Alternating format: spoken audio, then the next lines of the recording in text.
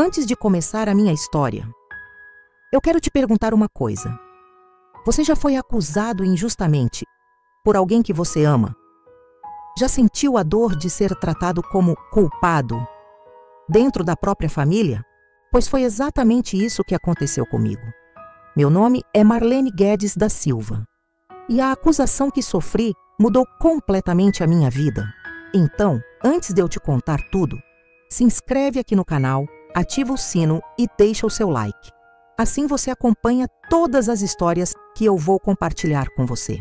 Eu tenho 66 anos e quando olho para trás, vejo uma vida marcada por lutas, perdas e recomeços. Sempre acreditei que família era sinônimo de porto seguro. Cresci ouvindo de minha mãe que, no fim das contas, era no abraço dos nossos que encontraríamos abrigo quando o mundo desabasse. Talvez por isso eu tenha me agarrado tanto a essa ideia, mesmo quando a realidade me mostrou o contrário. Nasci no bairro Barreiro, em Belo Horizonte, numa casa simples de madeira, construída pelo meu pai com as próprias mãos.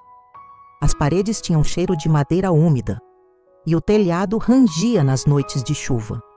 Eu era a terceira de 6 irmãos e a vida nos ensinou cedo que nada viria fácil. Meu pai trabalhava como servente de pedreiro. Minha mãe lavava roupa para fora. O dinheiro mal dava para comprar arroz e feijão, mas nunca faltava carinho. E isso fazia parecer que tínhamos mais do que realmente possuíamos. Lembro que, ainda pequena, aprendi a cozinhar com minha mãe. Ficava ao lado dela, observando enquanto mexia a massa de pão com força, o braço firme, sovando sem descanso. Ela dizia: "O segredo não é a farinha, nem a água. É o amor que você coloca em cada movimento." Essas palavras ficaram gravadas em mim. A cozinha virou meu lugar preferido. Não só porque dali saía a comida, mas porque era ali que eu me sentia útil, capaz de transformar quase nada em algo que alimentava a família inteira. Minha infância não foi de brinquedos ou festas. Foi de correr descalça pela rua de terra, de brincar com bonecas de pano, de dormir cedo porque a luz elétrica era cortada quando a conta atrasava. Mas foi também uma infância de irmãos, de risadas no quintal e das histórias que minha mãe contava à beira da cama. Na adolescência, comecei a trabalhar como ajudante numa padaria do bairro. Acordava ainda de madrugada, quando o céu era azul escuro, e caminhava pelas ruas frias até chegar ao balcão coberto de farinha. Foi lá que aprendi de verdade a arte de fazer pães e bolos e descobri que tinha talento para aquilo. Mas a vida não era feita só de trabalho. Aos 17 anos conheci Ademir, um rapaz de sorriso largo e mãos calejadas de tanto carregar tijolos. Ele era pedreiro e me conquistou com sua vontade de crescer e sua gentileza. Diferente de muitos rapazes da época, Ademir sonhava. Queria construir uma casa nossa, tijolo por tijolo, e me fazia acreditar que esse sonho era possível. Nos casamos cedo, com a bênção dos nossos pais. A festa foi simples, no quintal da minha casa. Eu usava um vestido branco emprestado, e ele um terno antigo, que pegou com um amigo. Mas, naquele dia, eu me sentia a mulher mais feliz do mundo. Pouco tempo depois, engravidei da nossa primeira filha. Quando a coloquei nos braços, achei que todas as dores da vida haviam se apagado.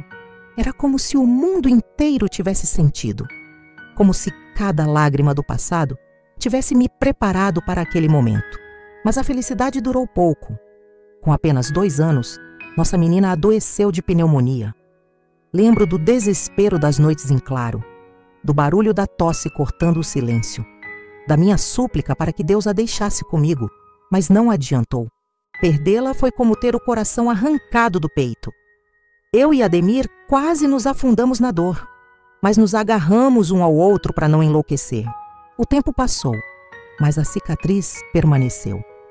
Seguimos juntos, até que em 1999, quando eu tinha 40 anos, a vida me deu outro golpe.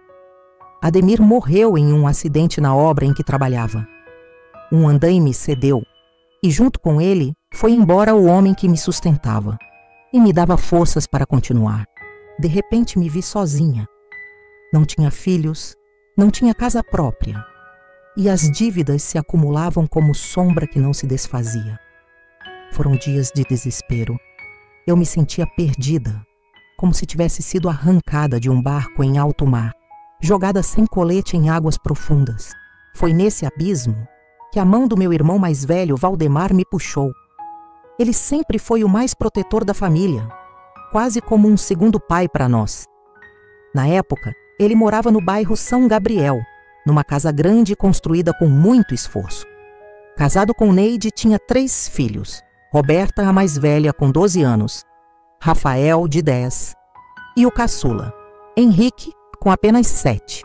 Quando percebeu minha situação, Valdemar não pensou 2 vezes. Me abraçou e disse: "Enquanto eu estiver vivo, você nunca vai passar necessidade." Chorei como uma criança ao ouvir aquelas palavras. Naquele momento, acreditei que mesmo diante de tantas perdas, eu ainda tinha um lar.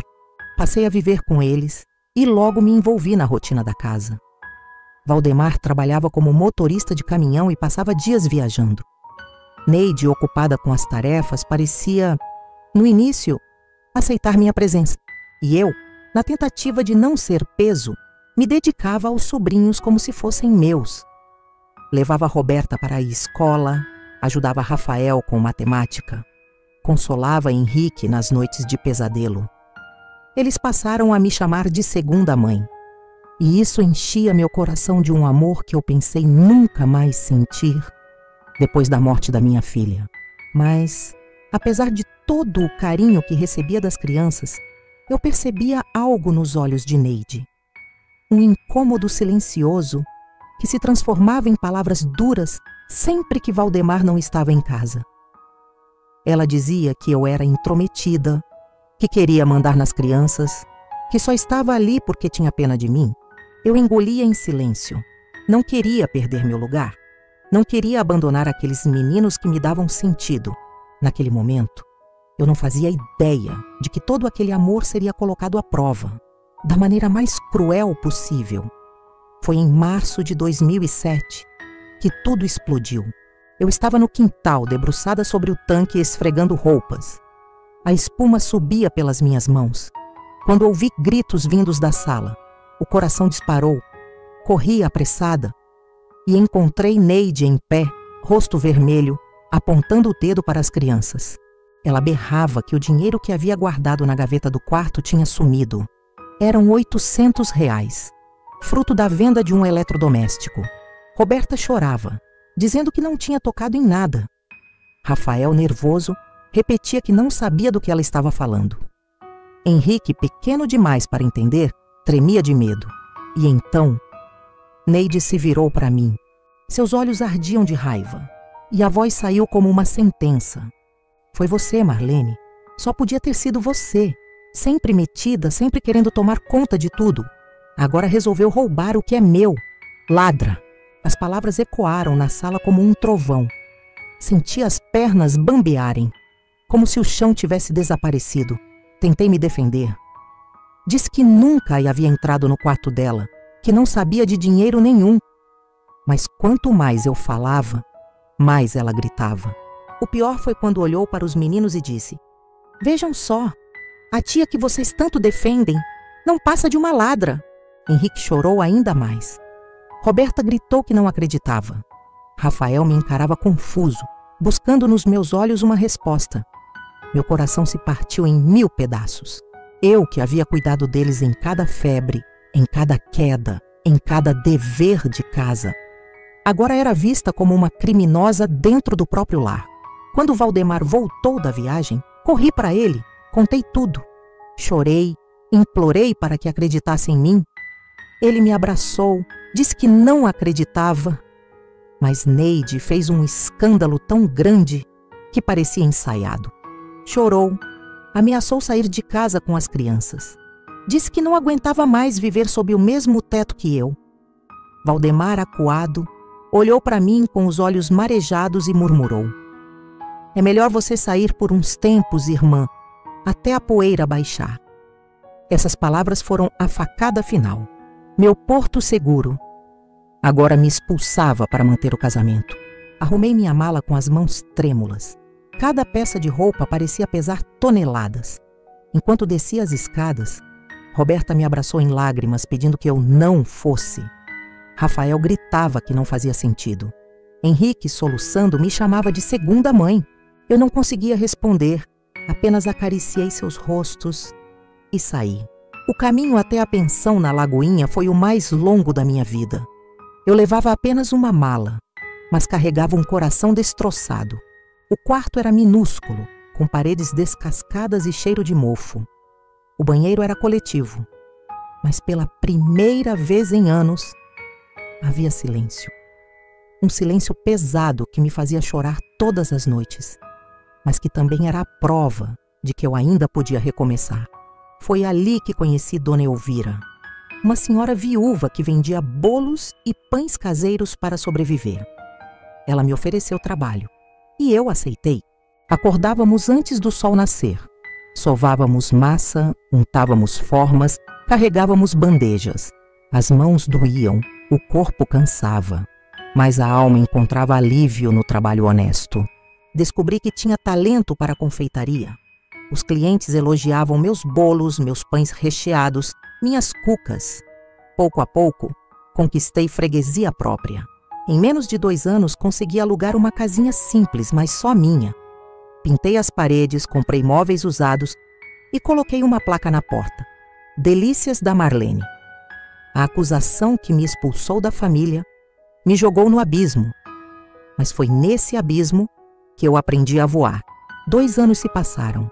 2 anos de noites solitárias, de saudade sufocada, mas também de luta e descobertas.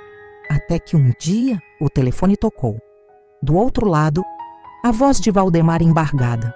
Irmã, descobrimos a verdade. O dinheiro não foi você. Foi o Rafael. Ele pegou escondido para comprar um videogame, escondeu debaixo do colchão e só agora contou. Fiquei em silêncio. Um turbilhão de sentimentos me invadiu. Raiva, alívio, tristeza, incredulidade. Então toda aquela dor, toda aquela humilhação, toda a separação tinha sido causada por uma travessura de menino. No dia seguinte, eles vieram até minha casa. Valdemar, Neide e os 3 filhos. Neide chorava compulsivamente. Valdemar não conseguia me encarar. Ela disse: Marlene, me perdoa. O ciúme me cegou. Eu precisava encontrar um culpado. E escolhi você. Hoje sei que errei. Errei feio. Talvez nunca consiga consertar o mal que te fiz. Valdemar murmurou envergonhado. Eu devia ter acreditado em você. Eu falhei como irmão. E os meninos correram para os meus braços. Roberta me abraçou chorando. Tia, eu senti sua falta todos os dias. Rafael em lágrimas. Perdão por não ter contado antes. Henrique, com o mesmo olhar doce. Você sempre foi minha segunda mãe. Naquele instante, todo o rancor se dissolveu em lágrimas. Eu os abracei, beijei cada rosto, senti o calor dos braços deles. Mas quando Neide me pediu para voltar a morar com eles, respirei fundo e disse: eu te perdoo, de coração, mas eu não volto. Esta é minha casa agora. Aqui eu descobri quem eu sou. Aqui eu me libertei. O silêncio tomou conta. Valdemar chorou. Os meninos me abraçaram ainda mais forte. E Neide apenas assentiu, compreendendo que nada apagaria o que ela havia feito. Os anos passaram. Minha padaria cresceu. Hoje tenho 4 funcionárias, clientes fiéis, encomendas por toda a cidade. E os meninos nunca deixaram de me visitar. Aos domingos, minha casa se enche de risadas, de cheiro de bolo assando, de histórias compartilhadas. Até Neide, com o tempo, mudou. Aprendeu a me respeitar. E, surpreendentemente, virou uma amiga verdadeira. E eu, que um dia fui acusada de roubar a própria família, entendi que, às vezes, é na dor que a gente encontra a força para renascer. Hoje, quando lembro daquele dia em que fui expulsa, já não sinto apenas tristeza. Sinto também gratidão, porque se não tivesse sido jogada no abismo, talvez nunca tivesse descoberto minhas asas. Às vezes, a vida nos arranca de um lugar à força, para que possamos encontrar o verdadeiro lar, dentro de nós mesmos. E se você chegou até aqui comigo, eu quero te pedir uma coisa. Se inscreve no canal, ativa o sino e deixa o seu like. Assim você não perde nenhuma das próximas histórias que eu vou compartilhar com você. Muito obrigada por me ouvir e até a próxima.